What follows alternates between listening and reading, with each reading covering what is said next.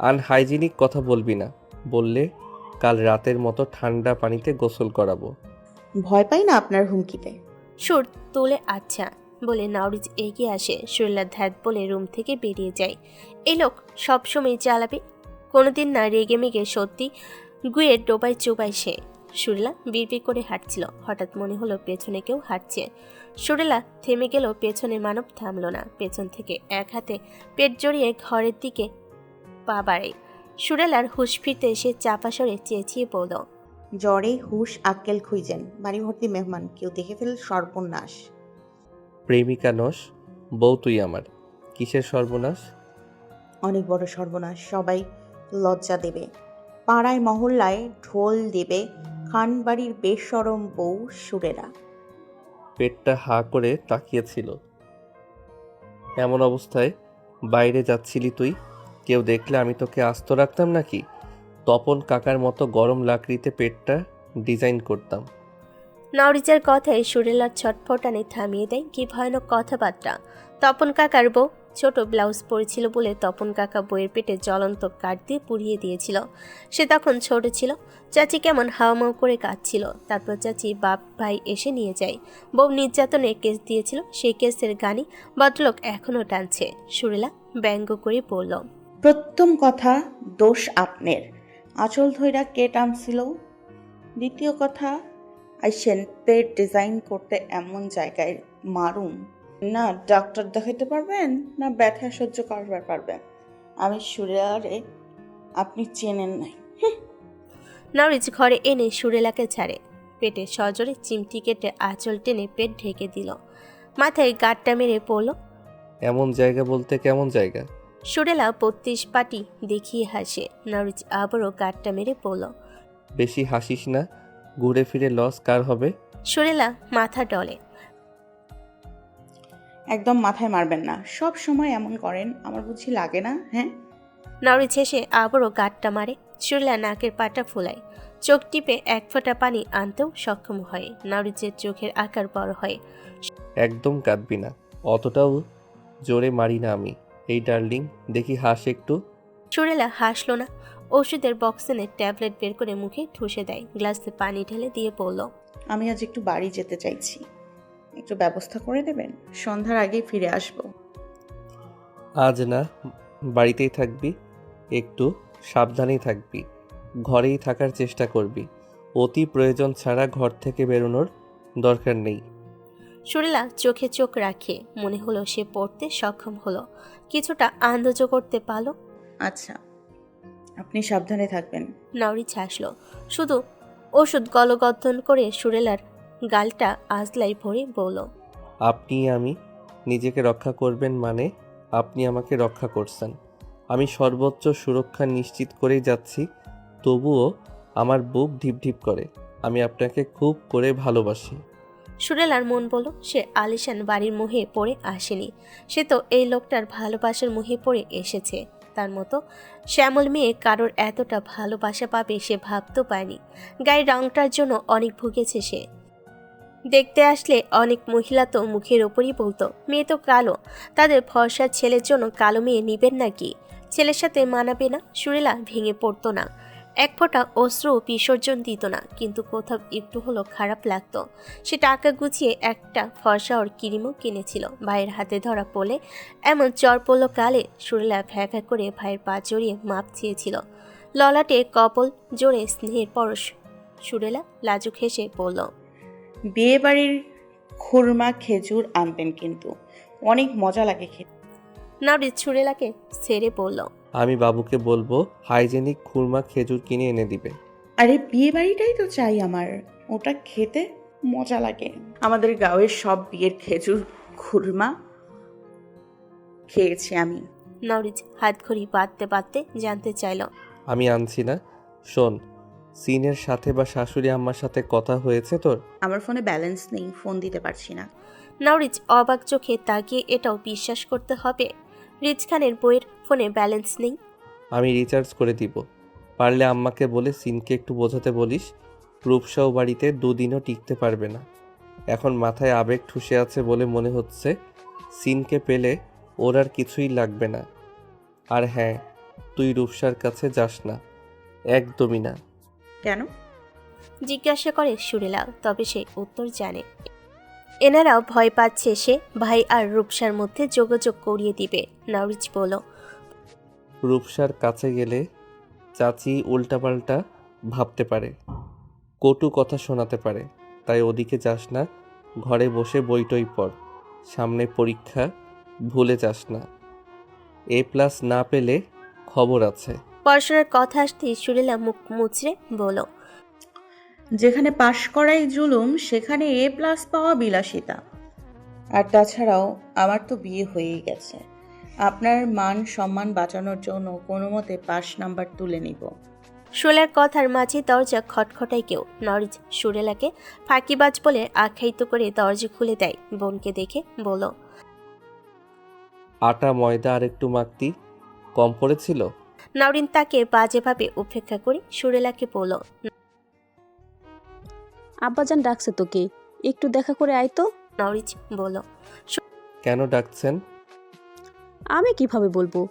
আব্বা মাত্রই ফিরল, মুখ দেখে মনে হলো রেগে আছে। হনহনিয়ে ঘরে যাচ্ছিল, আমাকে দেখে বলল সুরেলাকে পাঠিয়ে দিতে, জরুরি কথা আছে। সুরেলা ভাবলো চায়ের জন্য ডাকছে। সে বলল, আব্বা নিশ্চয়ই চা খাবেন। আপা চা চুলোয় চড়ানোই আছে, আমি এক্ষুনি নিয়ে যাচ্ছি। সুবার টানা টানা চোখে আইলাইনার লাগাই সুরেলা। স্বপ্নবশত মুখটা হা হয়ে আসে। নরিস 2 আঙ্গুলের সাহায্যে ঠোঁট দুটো চেপে ধরে। সুরেলা চোখ রাঙ্গানি দেয়। একটু পর আবার মুখটা হা হয়ে যায়। নরিস আবারও ঠোঁট চেপে ধরে বলল, মুখ বন্ধ করেও আইলাইনার লাগানো যায়। সুরেলা বিরক্ত হয়ে তার হাতে আইলাইনার ধরিয়ে ইশারা করে দিয়ে দিতে। নীরব চ্যালেঞ্জ গ্রহণ করে নরিচ মুখ বন্ধ রেখে আইলাইনার লাগাই শুভার চোখে। সুরেলা হার মেনে নিতে না পারি মুখ মুচড়ে বলল, আইলাইনার লাগানো জানেন কেমনে? ওই ভাষা ভাষা মনোমুগ্ধকর চোখ দুটো সাজাবো বলে শিখেছি। আই লাগিয়ে দেই। সুরেলা নরিচের সামনে মেঝেতে বসে।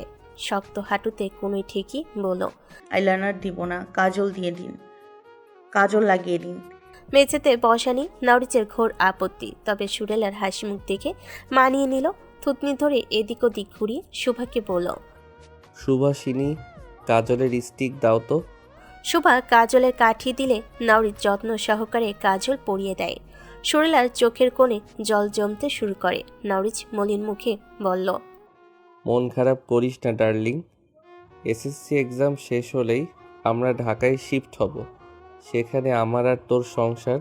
একটা ভালো কলেজে ভর্তি করাবো তোকে, মনোযোগ দিয়ে পড়াশোনা করবি।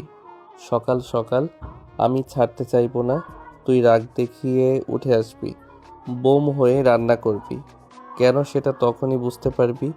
খেয়ে দে, তোকে কলেজে রেখেই আমি কাজে যাব। বিকেলে একা ফ্ল্যাটে তুই বোর হয়ে আমাকে কল করে রাগ দেখাবি।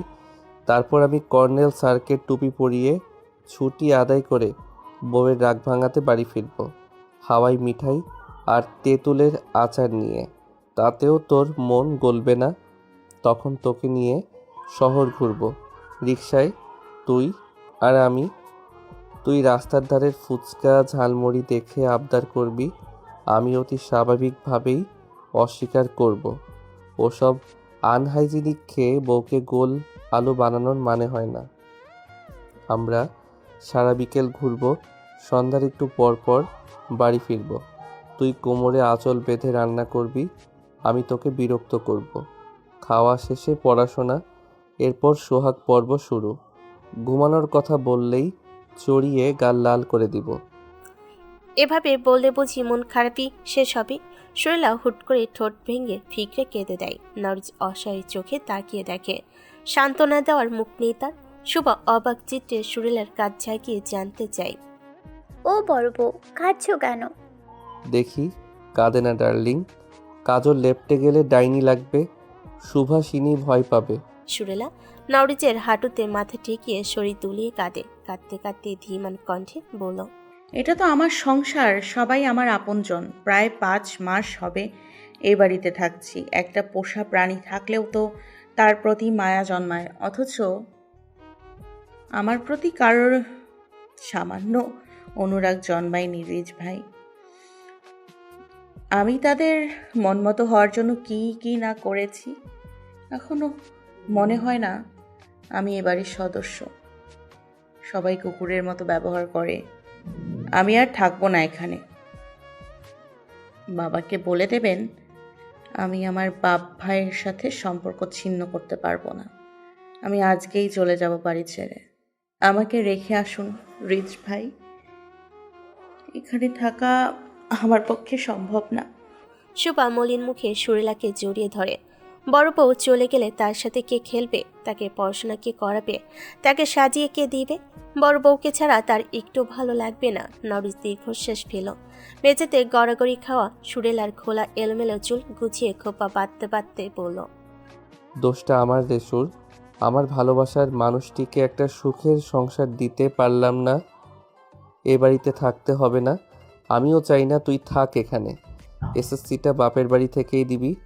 এক্সাম শেষে আমরা ঢাকায় যাব। সেখানে তোকে একটা সুখের সংসার গড়িয়ে দিব। সুরেলা হাঁটুতে থুতনি ঠেকিয়ে জল ভরা চোখে তাকায়। সদ্য আঁকা কাজলের রেখা এবড়ো থেবড়ো হয়ে আছে। এক মেঘলা দিনে ভরা যমুনার বুকে সন্ধ্যা নেমেছে। নরিচ মুখটা আজলাই ভরে পিঠা আঙ্গুল দিয়ে মুছে দেয় ভেজা গাল। কাতর স্বরে অনুরোধ করে, সোনা, আর 2 দিন থাক এখানে। বাড়িতে বিয়ের আমেজ। এই সময় বাড়ির বড় বউ বাপের বাড়ি চলে গেলে অনেক কথা হবে। কথা দিচ্ছি, বিয়ের ঝামেলা ফুরিয়ে যাক, আমি নিজে রেখে আসবো ও বাড়িতে। এটুকুন করতে পারবি না আমার জন্য? আমার থাকা না থাকা নিয়ে কারো কিছুই যায় আসে না রিচ ভাই। বরং আমি না থাকলেই সবাই খুশি থাকবে। আমার জন্য প্লিজ ডার্লিং। সুরেলা অভিমানী চোখে চায়। রিজভাই তার কথা একটু ভাবল না। শ্বশুরমশাই সোজা সাপটা ওনার সিদ্ধান্ত জানিয়েছেন যে সুরেলাকে এ বাড়িতে থাকতে হলে বাপ ভাইয়ের কথা ভুলে যেতে হবে। সুরেলা বড় মুখ করে বলে এসেছে বাপ ভাইয়ের সাথে সম্পর্ক সে নষ্ট করতে পারবে না। তার জন্য বাড়ি ছাড়তে হলে সে এখনই বাড়ি ছাড়ছে। কিন্তু লোকটা সুরেলার গাল থেকে নরজের হাত সরিয়ে দেয়। হাতের উল্টো পিঠে চোখ তোলে মলিন হেসে বলল, আপনার জন্যই তো সব ভুল। আপনার জন্যই তো সব ভুলে 3 কবুল বললাম। নিজেকে সঁপে দিলাম এ জনমের জন্য। আর এমনকি আমরা মেয়েরা তো মানিয়ে নিতেই স্বামীর হাত ধরে বাড়ি ছাড়ি। বাবা স্বামী তো একদিন ছেলের উপর নির্ভর হয়েই এই ক্ষুদ্র জীবন কেটে যাবে। তাই তাদের কথা শুনতেই হবে। এটাই আমাদের গড়া বিধান। ডার্লিং, মেনে নিলাম তো আপনার কথা, আবার কি? রকচটা সুরেলার মেজাজ গরম হয়। নরিস টেনে তুলতে চাইল, সুরেলা জেদ দেখিয়ে বসে থাকে। রাতের আধারে ঘন কুয়াশায় ঢেকে আছে আশপাশ। বৃষ্টির ফোঁতার মতো বড় বড় শিশির কণা পড়ছে নতুন টিনের চালে। বেশ জমকালোভাবেই শীত নেমেছে, অন্তিম মজ্জায় কাঁপন ধরিয়ে দেবার মতো। রাত খুব বেশি হয়নি, 9টার মতো বাজে। শীতের রাতে 9টা মানেই বেশ রাত পড়েছে। সিনান সালেহ আলো নিভিয়ে অন্ধকার ঘরে চিত হয়ে শুয়ে পড়ে। গায়ের পাতলা কম্বলে শীত যায় না, তবুও নিস্তেজ পড়ে রয়। শীত মেয়ে মানুষের মতো, যত প্রশ্রয় দেবে ততই মাথায় চড়ে বসবে। তাই শীতকে ভাও দেয় না সিনান সালেহ। সময় যত গড়াচ্ছে গায়ের কাটা বারংবার শিউরে উঠছে। না, এভাবে থাকা যাবে না। আজকে রাতটা কাটুক কোনো রকম। কালই কম্বল আনতে যাবে হাটে। একটা লেপে নিশ্চয়ই মায়ের শীতও দূর হয় না। নিজের জন্য না হলেও মা বাপের জন্য আনতেই হবে। বয়সকালে শীতটা বেশি কিনা।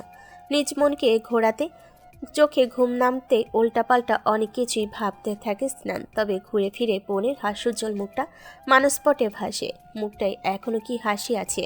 নোমান মাহবুব খানকে দাপটের সাথে ফিরিয়ে দেওয়ার পর থেকেই মনটা দুরু দুরু করছে। লোকটা নিশ্চয়ই অপমানে রেগে বোম হয়ে বাড়ি ফিরেছেন। রাগটা যদি কোনো রকম সুরের ওপর উগড়ে দেয়, না, রিজ ভাই আছে তো, তাকে ভরসা করা যায়। তবুও বেকাবু মনটা পড়ে। মস্ত বড় ভুল হয়েছে দুলালির আবেগে গা ভাসিয়ে। বোনটার কথা ভাবা উচিত ছিল। তার কৃতকর্ম বোনের ওপর ভারী না হয়, নিজের ওপর অসম্ভব রাগ হয়। পিচি অবুঝ পাগল মেয়েটার কথাই পথভ্রষ্ট হওয়া উচিত হয়নি। এখন কি হবে? নিশ্চয়ই ও বাড়ির সকলের তোপের শিকার। এমনিতেই বোনটাকে শ্বশুরবাড়ি কেউই পছন্দ করে না। তার উপর এত কিছু, সবাই হায়নার মতো হামলে পড়েছে নিশ্চয়ই। কিভাবে কি করছে ও? রিজ ভাই কি ওর সঙ্গ দিয়েছেন? পরে ভাবে রিজ নিজেই তো তার আর দুলালির সম্পর্কের বিরুদ্ধে। ভাবতে সিনানের শ্বাসক্রিয়া অস্বাভাবিক হয়ে যায়। একটু আগে গা গত শীতে কাঁপলো, এখন গা ঘেমে নিয়ে উঠছে। সিনান উঠে বসে, নিজের কাজে পস্তায়। অনুশোচনে দগ্ধ হয়ে মুখটা থমথমে হয়ে আসে। না, একটা বিদ করতে হবে। সে কালই রিজ ভাইয়ের কাছে যাবে, তার আর দুলালের সম্পর্কের ইতি টেনে আসবে। তার কাছে পড়ে সুখটা আগে। সে ফোন খুঁজে কল লাগালো সুরেলার নাম্বারে। একটু সময় নিয়ে রিসিভ হয়। সিনান হ্যালো বলার সময়টুকু দেয় না, উদ্বেগ প্রকাশ করে ডাকে। সুর, শুনছিস? এই সুর। জবাব আসতে দেরি হলো। সিনানের চিন্তা মেজাজ দুটোই আসমানে। আবারও ডাকবে, কাঙ্ক্ষিত জবাব আসলো। হ্যাঁ ভাই, কও, শুনতেছি আমি। প্রত্যেকবার ফোন রিসিভ করে মরবার যাস, হ্যাঁ? খ্যাক করে উঠল সিনান। সুরেলা মিনমিনিয়ে গলায় বলল, রশন ভাইয়া বিয়া কইরা বউ আনছে বাইতে। বড় বউ না আমি? মেলা কাম। মেহমান বিয়া বাড়ি পেট পুইরা খাইয়া আইসা কয় বউ ভাত রান্ধ, খিদা লাগছে। বিয়া বাড়ি কি খাইছেন জিগাইলে কয় বিয়া বাইতে খালি গোস্ত খাইছে। অহন ভাতের খিদা লাগছে, তাই আমি অহন ভাত রান্ধি।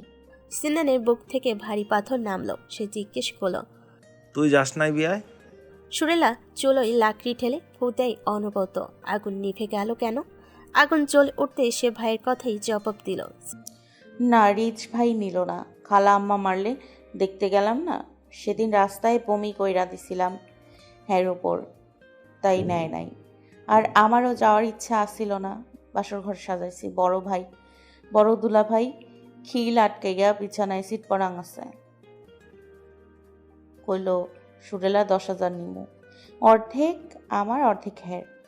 ফুল টুল হেই আনছিল, আমি খালি সাজাইছি। সিনান ভুরকুচকে বলল। বাড়ির আবহাওয়া কেমন রে? সুরেলা আশপাশে তাকাই। রশির ঘরে কেউ নেই, সে একাই। তবুও সাবধানে মার নেই। সে ইতিউতি দেখে নিয়ে বলল, খারাপ না। শোনো ভাই, তুমি কিন্তু উল্টাপাল্টা কিছু কইরো না। রূপসারে কেউ দোষাইতো না, সব তোমারই পাইব। যদিও ওরা আমার সামনে কিছু কয় না, তয় আমি শুনছি বিয়ার ঝামেলা শেষ হইলে রূপসার মামাতো ভাইয়ের সাথে কাবিন পড়াইব, সেদিনই তুইলা নিব। বলতে চাইনি সুরেলা কি মনে করে বলেই দিল। ধর্মীয় মোতাবেক রূপসা এখন সিন ভাইয়ের বউ। ওরা আরেকজনের সাথে কিভাবে কাবিন করবে? সবচেয়ে বড় কথা, তার ভাই রূপসার প্রতি দুর্বল। আর সুরেলার কাছে ভাইয়ের চাওয়াই আগে। সে ভেবেছে আরেকবার রিজ ভাইয়ের সাথে কথা বলবে।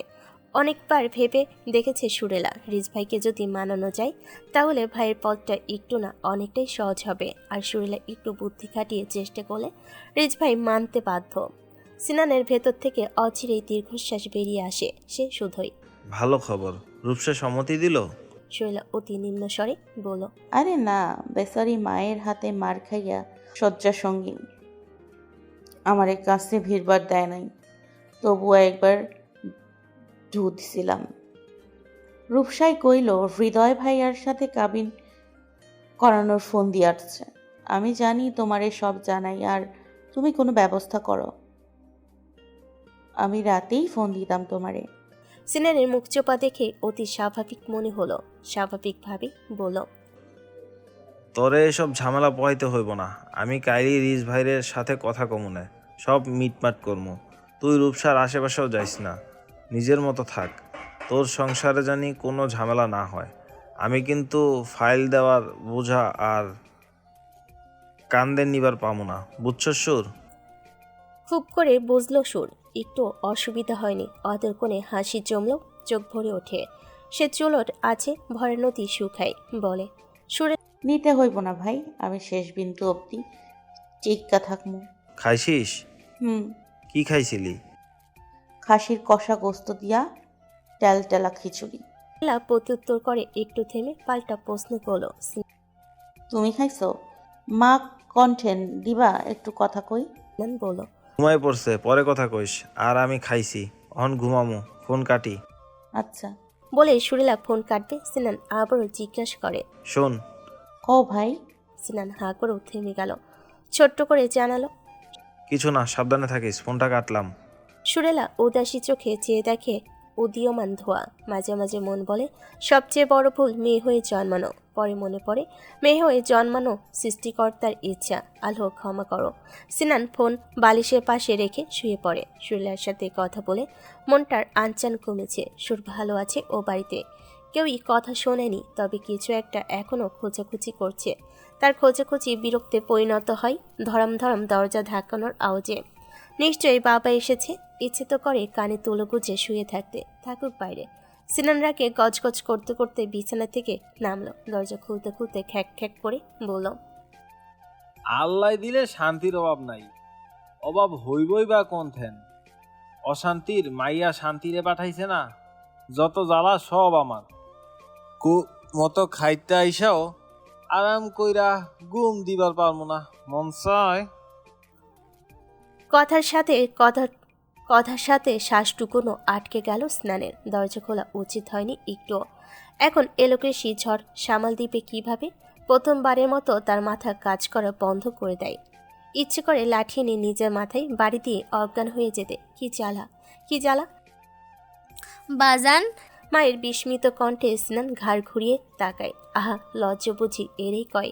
সে অসহায় কণ্ঠে বলল, মারে তোর কাছে এক চামিচ বিষ হইব, দে খাই এলা। এত জ্বালা যন্ত্রণা আমার সয় না রে। শান্তি বেগমের কানে ছেলের অসহায়ের ভরা আবদার পৌঁছালো কি?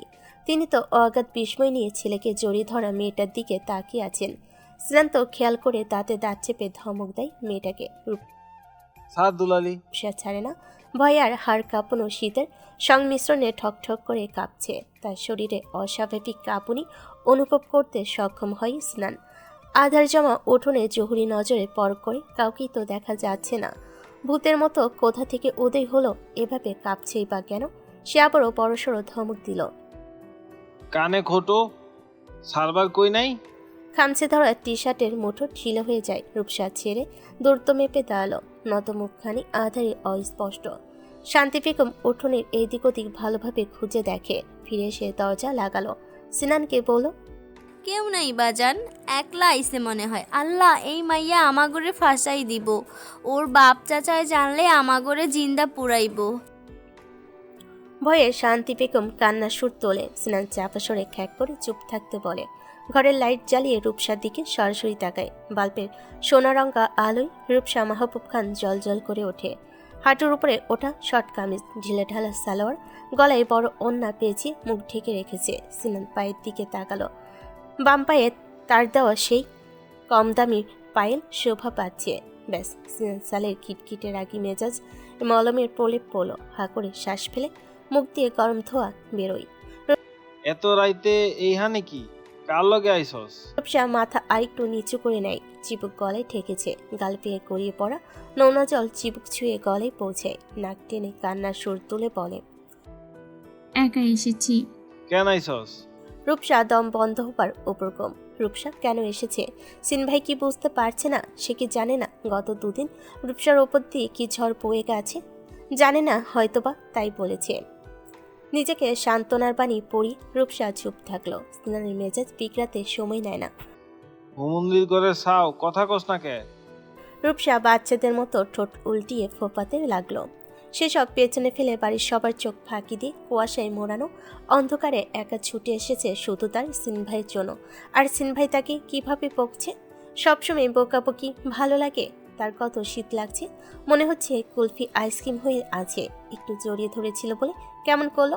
সে বুক ভরা অভিমান পুষিনি, চুপ করে থাকলো। কি বলবে সে? যে সিনভাই, আমি সব ছেড়ে এসেছি।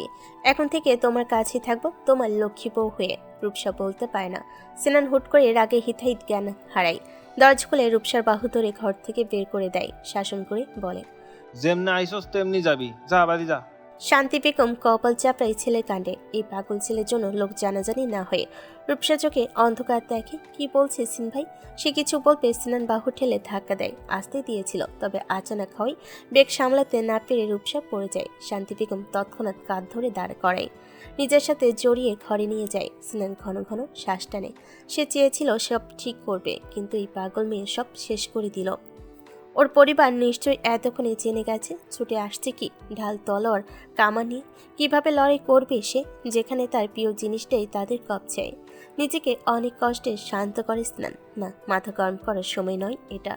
মাথা গরম করলে একুলকুল দুকুলি ভেসে যাবে। পাশে চাল বুদ্ধি খাটিয়ে দিতে হবে। নিজেকে সামলে স্নান ঘরে গেল। দরজা বন্ধ করে বিছানার দিকে এগিয়ে যায়। শুনতে পাই তুলালির কন্দনরত গলা। আমি বারান্দার গাছ বেয়ে নিচে নেমেছি, দেখো হাত ছেলে রক্ত বেরোচ্ছে। ওনা সরিয়ে ফর্সা হাতটা দেখায়। খাঁচকাটা আঁচড়ে রক্তের ধারা।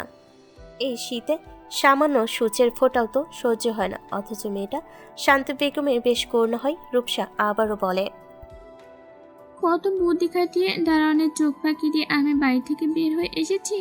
যদি ধরা পড়তাম সবাই আমাকে মেরেই ফেলে দিত। সে তো সবাই নতুন গর্বকে বরণ করতে ব্যস্ত হয়ে পড়েছিল, তাই খেয়াল করেনি। ভয়ে আমি কাঁদছিলাম সারা রাস্তা। অন্ধকারে পথ দেখা যায় বলো? কত পড়ে গেছি, এ রাস্তায় কেউ ছিল না, আমি একা। আমি দোয়া ইউনিস পাঠ করেছি শুধু। ভূতটুত যদি খেয়ে নিত আমাকে। রূপসা ফিক করে কাঁদে। শান্তি বেগম রূপসার গায়ে কম্বল পেঁচিয়ে দেয়। মাথায় হাত বুলিয়ে দিতেই আহ্লাদি গোলে পানি। তোমার ছেলে তো আমার খবরই নেয় না, জানো আম্মা? আবার মেরেছে আমাকে, সবাই অনেক বকেছে, জোর করে হৃদয় ভাইয়ের সাথে বিয়ে দেবে। আমি তো চিন ভাইয়ের বউ, তাই পালিয়ে এসেছি। এখন থেকে তোমার কাছেই থাকবো। রূপসার কানে বেগ একটু একটু করে কমছে। সে কম্বলে নিজেকে ভালোভাবে ডেকে নেয়। শান্তি বেগম করুণ চোখে ছেলের দিকে তাকায়। এই বাচ্চা মেয়েকে তার ছেলে কিভাবে পছন্দ করতে পারে, পুরাই বাচ্চা মধ্যে ঠাসা। স্নান টেবিলের উপর রেখে সিগারেটের প্যাকেট হাতে নেয়। একটা শলাকা ঠোঁটের ভাঁজে নিয়ে দেশলাই খুঁজে বেড়ায়, কিন্তু শান্তি বেগম বের করে দিলে সিনান সিগারেট জ্বালিয়ে পরপর টান মেরে নাকে ধোয়া ছেড়ে পড়ল। তোরে কি এমনি ফাঁকনা কই? এই সংসারে কি বুঝিস তুই? রূপসা শান্তি বেগমের দিকে সেটে বসে। সিনানকে উপেক্ষা করে সেও পেট চেপে শান্তি বেগমের কাছে কাতর স্বরে আবদার করে, আমি সকাল থেকে কিচ্ছু খাইনি, আমাকে একটু খেতে দাও না, খুব ক্ষুধা লেগেছে আমার। সিনান কপাল কুঁচকাল। কেন তোরে বাইতে খাইতে দেয় নাই? গরিবের ঘরে তো বীজ ছাড়া কিছুই নাই, বীজ দেই, খাবি? রূপসা সিনানের দিকে চোখ ফেরালো। সিন ভাই এমন করছে কেন তার সাথে? সে পেট চেপে ধরে বলল, বিষ দিতে হবে না, এমনি গলা টিপে মেরে দাও আমাকে। সিনান কিছু বলতে নিয়েও থেমে গেল। শান্তি বেগম বলেন, ঠান্ডা ভাত খাইতে পারবা নাকি গরম কইরা আনমু? রূপসা স্নানের দিকে দৃষ্টি স্থির রেখেই বলল, খাবো না, ক্ষুধা একটু আগে মরে গেছে। স্নান শান্ত চোখে চেয়ে বলল, রূপসা দুই গাল ভাত গিলা ভদ্র ঘরের মেসলের মতো বাড়ি চলে যাবে। আমি অশান্তি চাই না। তোর ভাই কাইল আইসা মাইরা ধইরা হুমকি ধমকি দিয়া গেছে। আমি ভাই নিজের খাইয়া অন্যের ঘরের খোটা সহ্য করতে পারবো না, তাই মাফ কর আমারে। বিস্ফোরিত চোখে চাই। রওশন ভাই এসেছিল, সিন ভাইকে মেরেছে, আর মাফ কর মানে কি? রূপসা ভীত চিত্রে বলল, আমি বাড়ি যাব না, তোমাদের কাছে রেখে দাও আমাকে, যেমন রাখবে তেমনই থাকবো। মহা জ্বালাতো। স্নান ঠিক মতো রাগ দেখাতে পারছে না কেন? শান্তি বেগমের বড্ড মায়া হলো। কতটা মায়া নিয়েই বলল, যেমন রাখবে তেমনই থাকবো।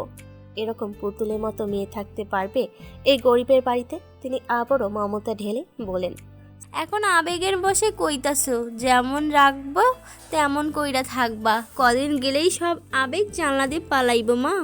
কয়টা খাইয়া নিয়ে আমার লগে চলো, আমি তোমার বাড়তে থুইয়া আসুমনি। তোর যেমন লাগবো না মা, আমি রিজ ভাইয়ের ফোন দিতাছি, হ্যাঁ এসে নিয়ে যাইব না। সিনান ফোন কাটলো, তবে ফোন দেওয়ার জন্য কোনো উদ্গ্রীবতা দেখালো না। রূপসা অনুভূতিহীন চোখে তাকিয়ে দেখে নিষ্ঠুর নির্দয় পাষণ্ড লোকটাকে। লোকটা কি ভুলে গেছে সে তার বউ, আর তার বউকে অন্য একজনের সাথে বিয়ে দেওয়ার পরিকল্পনা চলছে? এত অনীহা কেন রূপসার প্রতি? রূপসার মন বলল সে মস্ত বড় ভুল করেছে। সে সিন ভাইকে পাগলের মতো ভালোবাসলো। সিন ভাই তাকে একটু ভালোবাসেনি, তাকে নিয়ে পুতুল পুতুল খেলছে। ভাবতে রূপসা অস্থির হয়ে ওঠে। দম আটকে আসছে, শ্বাস নিতে কষ্ট হচ্ছে, মাথার পেছনে ব্যথাতুর টান লাগছে। চিনচিনে ব্যথায় চোখ ঝিরিঝিরি প্রভাব পড়ে। রূপসা এখন কি করবে? বাড়ি ফিরে যাবে? কিন্তু সবাই তো জেনে যাবে সে পালিয়ে এসেছিল। তখন তো তাকে আস্ত রাখবে না। ভাবনায় বুধ রূপসার যোগ পেয়ে অনর্গল অশ্রুরা ঝরে পড়ে। সিনানের হিমচাহনি তার প্রতিটি শ্বাস গুনে নেয়। কি করবে সিনান? দুলালিকে রেখে দিবে? নিজের কাছে রাখা যায়? সে একবার শক্ত করে হাতটা ধরে নিলে হাত ছুটে যাওয়ার সুযোগ নেই। কিন্তু বোনটাকে যে শান্তিতে সংসার করতে দিবে না কেউ। কি করবে এখন? সন্তান সম বোনের কথা ভাববে নাকি নিজের কথা? সিনান আফসোস করে। এই চিন্তার উদ্রেক আগে কেন হলো না? আসলে সে কখনোই এই দুলালিকে নিজের দিকে টেনে নিত না, সে যতই মন পাগল হোক। শান্তি বেগম মেঝেতে শীতল পাটি বিছিয়ে দিল, জগে পানি এনে স্টিলের গ্লাসে পানি পূর্ণ করলো, বড় স্টিলের থালায় ভাত এনে দিল, সাথে ছোট্ট বাটিতে রাজহাঁসের কষা মাংস। রূপসা ভাবনা ফেলে লোভনীয় দৃষ্টিতে তাকিয়ে দেখে খাবারগুলো। ক্ষুধা নামক মহামারী মাথায় চড়ে বসলো নিমেষেই। তবুও নিজেকে সামলে নিয়ে বলল,